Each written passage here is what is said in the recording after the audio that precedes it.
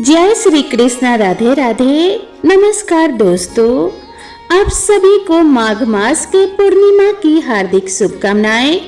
माघ मास की पूर्णिमा तिथि का विशेष महत्व है।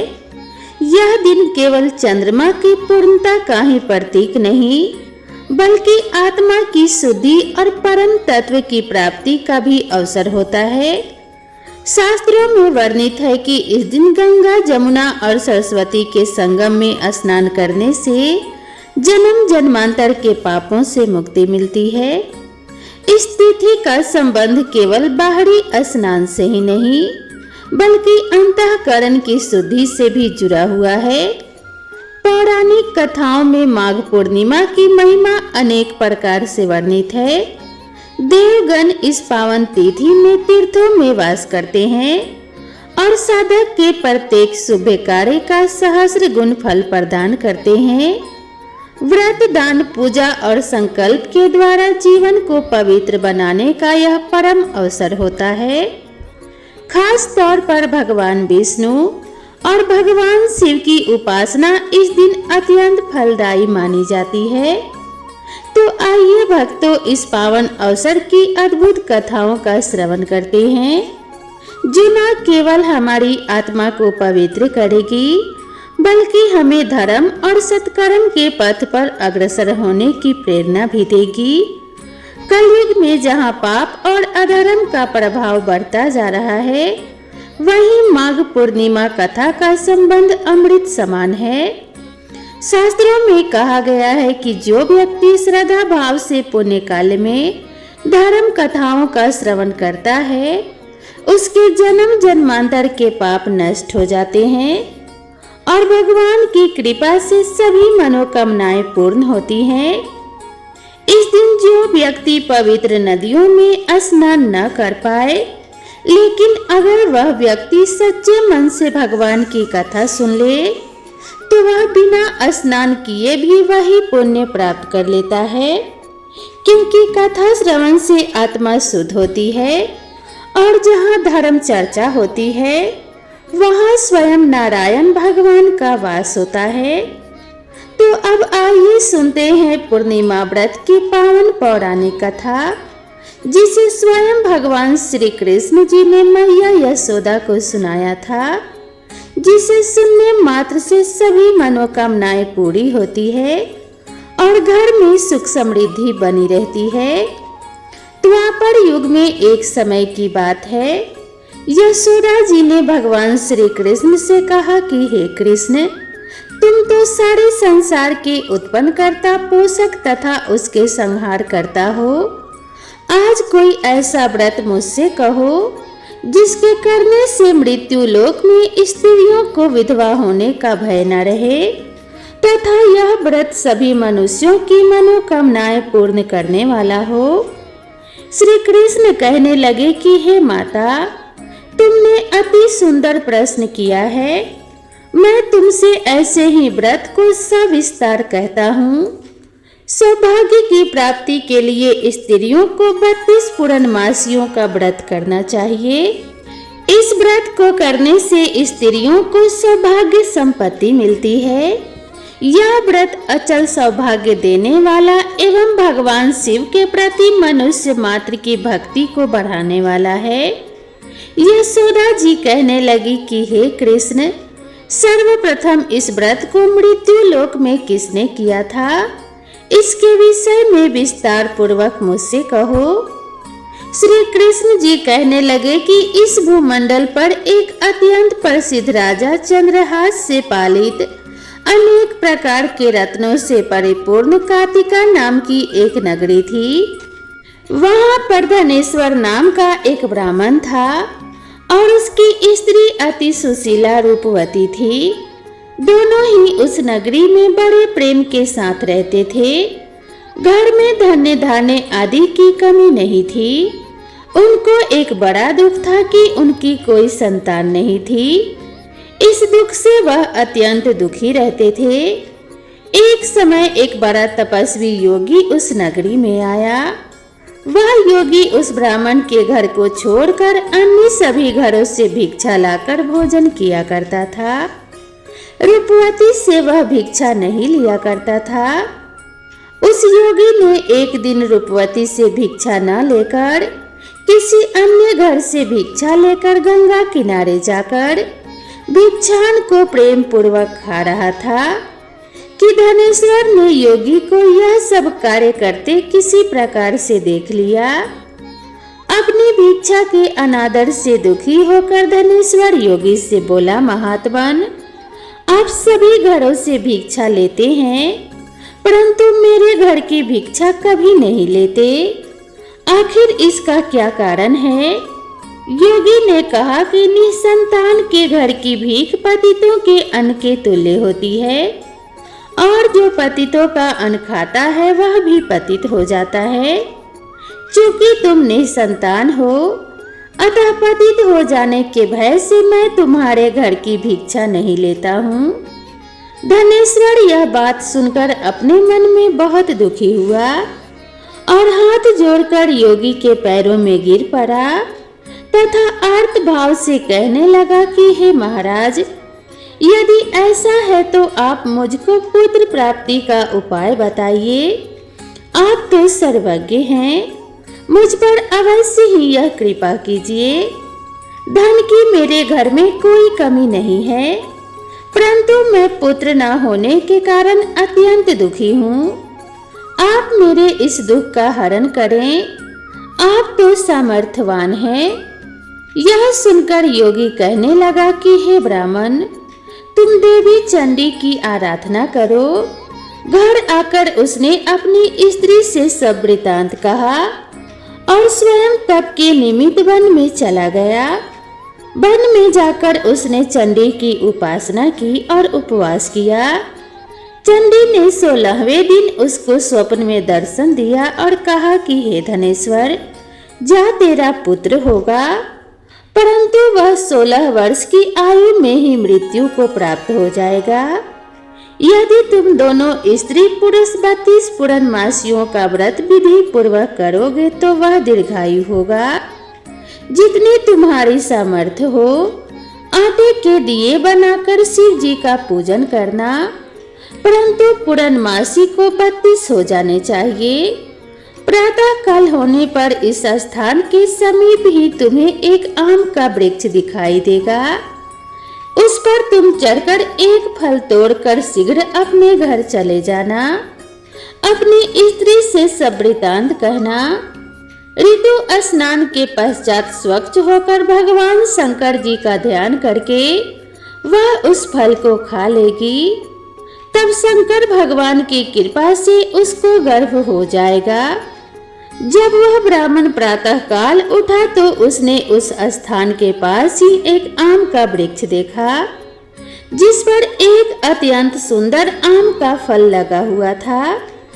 उस ब्राह्मण ने उस आम के वृक्ष पर चढ़कर उस फल को तोड़ने का प्रयत्न किया, परंतु वृक्ष पर कई बार प्रयत्न करने पर भी वह चढ़ ना पाया। तब तो उस ब्राह्मण को बहुत ही चिंता हुई और वह विघ्न विनाशक श्री गणेश जी की वंदना करने लगा और कहने लगा कि हे दयानिधे, आप अपने भक्तों के विघ्नों का नाश करके उनके मंगल कार्यों को करने वाले, दुष्टों का नाश करने वाले, रिद्धि सिद्धि को देने वाले, आप मुझ पर कृपा करके इतना बल दें कि मैं अपने मनोरथ को पूर्ण कर सकूं। इस प्रकार गणेश जी की प्रार्थना करने पर उनकी कृपा से धनेश्वर वृक्ष पर चढ़ गया और उसने एक अति सुंदर आम का फल देखा। उसने विचार किया कि जो वरदान से फल मिला था वह यह है और कोई फल तो दिखाई नहीं देता। उस धनेश्वर ब्राह्मण ने जल्दी से उस फल को तोड़कर अपनी स्त्री को लाकर दे दिया और उसकी स्त्री ने अपने पति के कथन अनुसार उस फल को खा लिया और वह गर्भवती हो गई। देवी जी की असीम कृपा से उसे एक अत्यंत सुंदर पुत्र उत्पन्न हुआ, जिसका नाम उन्होंने देवी दास रखा।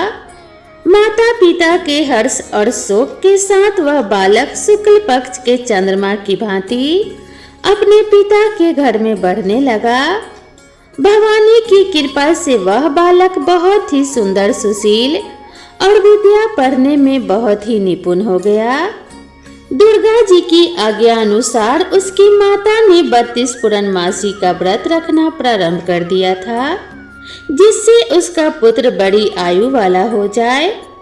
16वां वर्ष लगते ही देवीदास के माता पिता को बड़ी चिंता हो गई कि कहीं उनके पुत्र की इस वर्ष मृत्यु न हो जाए। इसीलिए उन्होंने अपने मन में विचार किया कि यदि यह दुर्घटना उनके सामने हो गई तो वे कैसे सहन कर सकेंगे। उन्होंने देवीदास के मामा को बुलाया और कहा कि हमारी इच्छा है कि देवीदास 1 वर्ष तक काशी में जाकर विद्या अध्ययन करे और उसको अकेला कहीं भी ना छोड़ा जाए। इसीलिए साथ में तुम चले जाओ और 1 वर्ष के पश्चात इसको वापस लौटा लाना। सब प्रबंध करके उसके माता पिता ने काशी जाने के लिए देवीदास को एक घोड़े पर बैठाकर उसके मामा को उसके साथ कर दिया, किंतु यह बात उसके मामा या किसी और से नहीं बताई।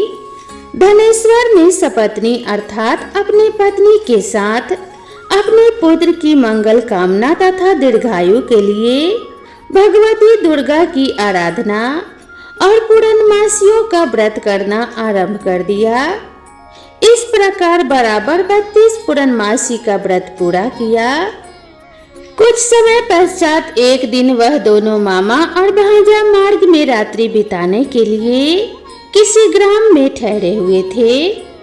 उस दिन उस गांव में एक ब्राह्मण की अत्यंत सुंदरी, सुशीला, विदुषी और गुणवती कन्या का विवाह होने वाला था। जिस धर्मशाला के अंदर वर और उसकी बाराती ठहरी हुई थी, उसी धर्मशाला में देवीदास और उसके मामा भी ठहरे हुए थे। संयोगवश कन्या को तेल आदि चढ़ाकर मंडप आदि का कृत्य किया गया तो लगन के समय वर को धनुर्वात हो गया। तत्पश्चात वर के पिता ने अपने कुटुंबियों से परामर्श करके निश्चय किया कि यह देवीदास मेरे पुत्र जैसा ही सुंदर है, मैं इसके साथ ही लगन करा दूं और बाद में विवाह के अन्य कार्य मेरे लड़के के साथ हो जाएंगे। ऐसा सोचकर वह देवीदास के मामा से जाकर बोला कि तुम थोड़ी देर के लिए अपने भांजे को हमें दे दो, जिससे विवाह के लगन का सब कृत्य सुचारू रूप से हो सके। तब उसका मामा कहने लगा कि जो कुछ भी मधुपर्क आदि कन्यादान के समय वर को मिले वह सब हमें दे दिया जाए, तो मेरा भांजा इस बारात का दूल्हा बन जाएगा। यह बात वर के पिता के द्वारा स्वीकार कर लेने पर उसने अपना भांजा वर बनने को भेज दिया और उसके साथ सब विवाह कार्य रात्रि में विधि पूर्वक संपन्न हो गया। पत्नी के साथ वह भोजन न कर सका और अपने मन में सोचने लगा कि ना जाने कैसी यह स्त्री होगी। वह एकांत में इसी सोच में गर्म निश्वास छोड़ने लगा तथा उसकी आंखों में आंसू भी आ गए। तब वधू ने पूछा कि क्या बात है, आप इतने उदासीन व दुखी क्यों हो रहे हैं। तब उसने सब बातें जो वर के पिता व उसके मामा में हुई थी उसको बतला दी। तब कन्या कहने लगी कि यह ब्रह्म विवाह के विपरीत हो कैसे सकता है। देव, ब्राह्मण और अग्नि के सामने मैंने आपको ही अपना पति बनाया है, इसीलिए आप ही मेरे पति हैं और मैं आप ही की पत्नी रहूंगी, किसी अन्य की कदापि नहीं। तब देवीदास ने कहा कि ऐसा मत करो, क्योंकि मेरी आयु बहुत थोड़ी है, मेरे पश्चात आपकी क्या गति होगी, इन बातों को अच्छी तरह विचार लो। परंतु वह दृढ़ विचार वाली कन्या थी, बोली कि जो आपकी गति होगी वही मेरी गति होगी। हे स्वामी, आप उठिए और भोजन करिए, आप निश्चय ही भूखे होंगे। इसके बाद देवीदास और उसकी पत्नी दोनों ने भोजन किया तथा शेष रात्रि वे सोते रहे।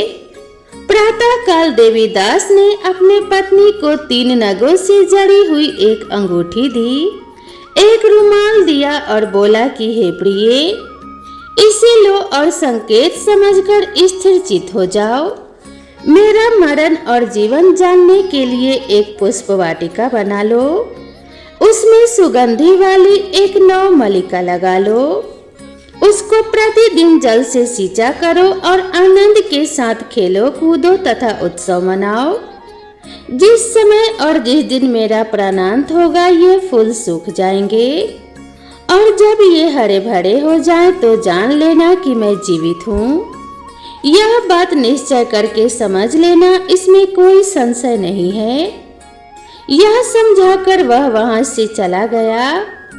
प्रातः काल होते ही वहां पर गाजे बाजे बजने लगे और जिस समय विवाह के कार्य समाप्त करने के लिए वर तथा सब बाराती मंडप में आए तो कन्या ने वर को भली प्रकार से देखकर अपने पिता से कहा कि यह मेरा पति नहीं है, मेरा पति वही है जिसके साथ रात्रि में मेरा पानी ग्रहण हुआ था, इसके साथ मेरा विवाह नहीं हुआ है। यदि यह वही है तो बताए कि मैंने इसको क्या दिया। मधुपर्क और कन्यादान के समय जो मैंने भूषण आदि इन्हें दिए थे उन्हें दिखाए तथा रात में मैंने क्या गुप्त बातें कही थी वह सब सुनाए। पिता ने उसके कथन अनुसार वर को बुलवाया। कन्या की यह सब बातें सुनकर वह कहने लगा कि मैं कुछ नहीं जानता। इसके पश्चात लज्जित होकर वह वहां से चला गया और सारी बारात भी अपमानित होकर वहां से लौट गई। भगवान श्री कृष्ण बोले कि हे माता, इस प्रकार देवीदास काशी विद्या अध्ययन के लिए चला गया। जब कुछ समय बीत गया तो काल से प्रेरित होकर एक सर्परात्रि के समय उसको डसने के लिए वहां पर आया। उस विषधर के प्रभाव से उसके शयन का स्थान चारों ओर से विष की ज्वाला से विषैला हो गया, परंतु व्रतराज के प्रभाव से उसको काटने न पाया, क्योंकि पहले ही उसकी माता ने 32 पूर्णिमा का व्रत कर रखा था। इसके बाद मध्याह्न के समय स्वयं काल वहां पर आया और उसके शरीर से उसके प्राणों को निकालने का प्रयत्न करने लगा, जिससे वह मूर्छित होकर पृथ्वी पर गिर पड़ा। भगवान की कृपा से उसी समय पार्वती जी के साथ भगवान शंकर जी वहां पर आ गए। उसको मूर्छित दशा में देखकर पार्वती जी ने भगवान शंकर से प्रार्थना की कि हे महाराज, इस बालक की माता ने पहले 32 पूर्णिमा का व्रत किया था, जिसके प्रभाव से हे भगवान आप इसको प्राण दान दें। भवानी के कहने पर भक्तवत्सल भगवान शिव जी ने उसको प्राण दान दे दिया। इस व्रत के प्रभाव से काल को भी पीछे हटना पड़ा और देवीदास स्वस्थ होकर बैठ गया। उधर उसकी स्त्री उसके काल की प्रतीक्षा किया करती थी। जब उसने देखा कि उस पुष्प वाटिका में पत्र पुष्प कुछ भी नहीं रहे तो उसको अत्यंत आश्चर्य हुआ और जब वह वैसे ही हरी भरी हो गई तत्पश्चात वह जान गई कि वह जीवित हो गए हैं। यह सब देखकर वह बहुत प्रसन्न मन से अपने पिता से कहने लगी कि हे पिताजी, मेरे पति जीवित हैं, आप उनको ढूंढ कर लाइए। जब 16वां वर्ष व्यतीत हो गया तो देवीदास भी अपने मामा के साथ काशी से अपने घर के लिए चल दिया। इधर उसके ससुर उसको ढूंढने के लिए अपने घर से जाने ही वाले थे कि वह दोनों मामा भांजा वहां पर आ गए। उसको आया देखकर उसका ससुर बड़ी प्रसन्नता के साथ उसे अपने घर ले आया। उस समय नगर के निवासी भी वहां पर इकट्ठे हो गए और सबने निश्चय किया कि अवश्य ही इसी बालक के साथ इस कन्या का विवाह हुआ था। उस बालक को जब कन्या ने देखा तो पहचान लिया और कहा कि यह तो वही है जो संकेत करके गया था। तदुपरांत सभी कहने लगे कि भला हुआ जो यह आ गया, और सब नगरवासियों ने आनंद मनाया। कुछ दिन बाद देवीदास अपनी पत्नी और मामा के साथ अपने ससुर के घर से बहुत सा उपहार आदि लेकर अपने घर के लिए प्रस्थान किया। जब वह अपने गांव के निकट आ गया तो कई लोगों ने उसको देखकर उसके माता पिता को पहले ही जाकर खबर दे दी कि तुम्हारा पुत्र देवीदास अपनी पत्नी और मामा के साथ घर वापस आ रहा है। ऐसा समाचार सुनकर पहले तो उन्हें विश्वास ही नहीं हुआ, किंतु जब और लोगों ने भी आकर उनकी बात का समर्थन किया तो उनको बड़ा ही आश्चर्य हुआ। लेकिन थोड़ी देर में देवीदास ने आकर अपने माता पिता के चरणों में अपना सिर रखकर प्रणाम किया और उसकी पत्नी ने अपने सास ससुर के चरणों को स्पर्श किया तो माता पिता ने अपने पुत्र और पुत्रवधू को अपने हृदय से लगा लिया और दोनों की आंखों से प्रेमाश्रु बह चले। अपने पुत्र और पुत्रवधू के आने की खुशी में धनेश्वर ने बड़ा भारी उत्सव किया और ब्राह्मणों को बहुत सा दान दक्षिणा देकर प्रसन्न किया।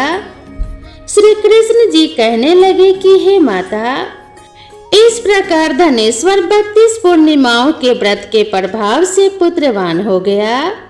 जो भी स्त्रियां इस व्रत को करती हैं वे जन्म जन्मांतर में वैधव्य का दुख नहीं भोगती और सदैव सौभाग्यवती रहती हैं। यह मेरा वचन है, इसमें कोई संदेह नहीं मानना। यह व्रत पुत्र पौत्रों को देने वाला तथा संपूर्ण मनोकामनाओं को पूर्ण करने वाला है।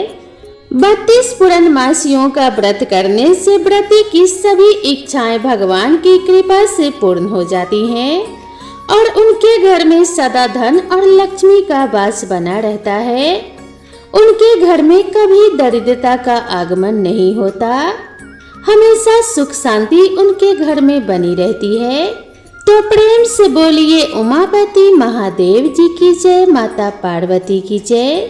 दोस्तों, मैं भगवान से यही प्रार्थना करती हूँ कि भगवान श्री हरि विष्णु और माता लक्ष्मी की कृपा आप सभी के ऊपर सदैव बनी रहे।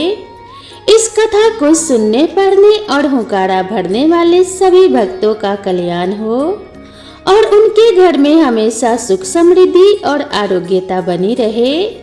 उनके घर में कभी कोई संकट न आए और वे हमेशा सकुशल और समर्थवान रहें। दोस्तों, आज की वीडियो यहीं पे समाप्त करती हूँ। वीडियो पसंद आई हो तो वीडियो को एक लाइक ज़रूर करें।